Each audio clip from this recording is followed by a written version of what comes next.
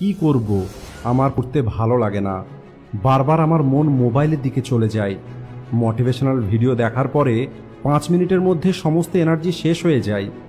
14 থেকে 25 বছর বয়সটা এমন একটি সময়, যে সময়ে হয় তোমার জীবনটা নষ্ট হয়ে যাবে অথবা তোমার জীবনটা তৈরি হয়ে যাবে। আজ তুমি নিজেকে একটি প্রশ্ন করো যে আমি জীবনে কি করতে চাই, আমি জীবনে কি করব। কতদিন আর তুমি বাবা মায়ের ভরসায় বসে থাকবে?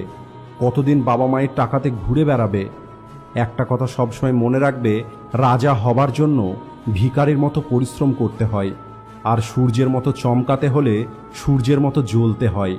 তোমরা পড়ার জন্য প্রস্তুতি নাও আর ভাবো কাল থেকে পড়ব, পরশু থেকে পড়ব, আগামী সপ্তাহ থেকে পড়ব, 1 তারিখ থেকে পড়ব। তাহলে বলি, কতদিন এই কালকাল করবে?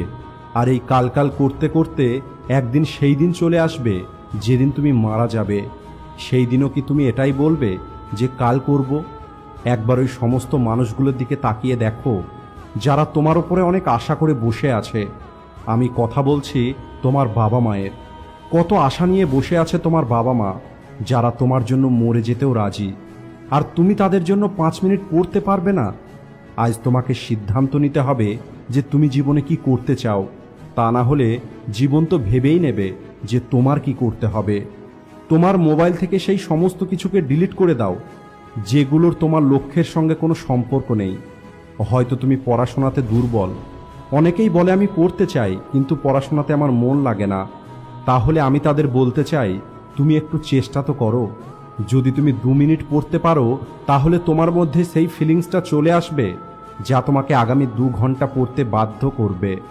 তুমি শুধু চেষ্টা তো করো। কথায় বলে, একটি ছোট্ট পিঁপড়ে যখন খাবার নিয়ে দেওয়ালে ওঠে, সে বারবার দেওয়াল থেকে পড়ে যায়, কিন্তু সে হার না মেনে বারবার দেওয়ালে ওঠার চেষ্টা করে। আর সবশেষে ওই পিঁপড়ের পরিশ্রম বৃথা যায় না। আর যে চেষ্টা করে সে কখনোই হেরে যায় না। সফলতা একটি চ্যালেঞ্জ, এটাকে স্বীকার করতে হবে। তোমার মধ্যে কি কমতি আছে সেটাকে খুঁজে বার করো আর সংশোধন করো। যতক্ষণ পর্যন্ত তুমি সফল হবে না, নিজের ঘুম শান্তি সব কিছুকে ত্যাগ করো। মনে রেখো, কোনো কিছু না করে কারো জয়গান হয় না, আর যে চেষ্টা করে সে কখনোই হারে না। তোমাকে কোনো না কোনো মোটিভেশনের সোর্স খুঁজে বার করতেই হবে। এমন কোনো একটা কারণ তোমাকে খুঁজে বার করতেই হবে যা তোমাকে পড়তে বাধ্য করবে। তুমি তোমার নিজের যোগ্যতা তৈরি করার জন্য পড়ো। তুমি তোমার শত্রুর সঙ্গে প্রতিশোধ নেওয়ার জন্য পড়ো। নিজের বাবা মায়ের জন্য পড়ো, কারণ তাদের আশা ভরসা তুমি। আমাদের এই জীবনটা বেঁচে থাকার জন্য পেয়েছি, জীবনটা পার করার জন্য নয়। প্রত্যেকটি মানুষের জীবনে এমন একটি স্বপ্ন অবশ্যই থাকে যার জন্য সে সব কিছু করতে পারে। আমি জানি না তোমরা কোনো স্বপ্ন দেখো কি দেখো না, কিন্তু আমি এতটুকু জানি, যদি ইউটিউবে হাজারো ভিডিও ছেড়ে তুমি এই ভিডিওটা দেখছো, তাহলে তোমার মধ্যে স্পেশাল কিছু অবশ্যই আছে। তোমার মধ্যে কোনো না কোনো বড় স্বপ্ন অবশ্যই আছে।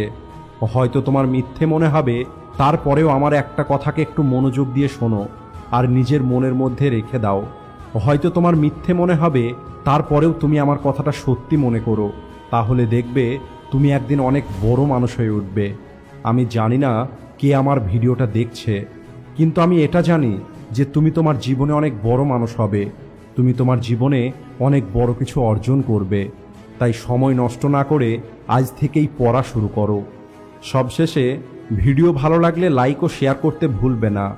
Thanks for watching.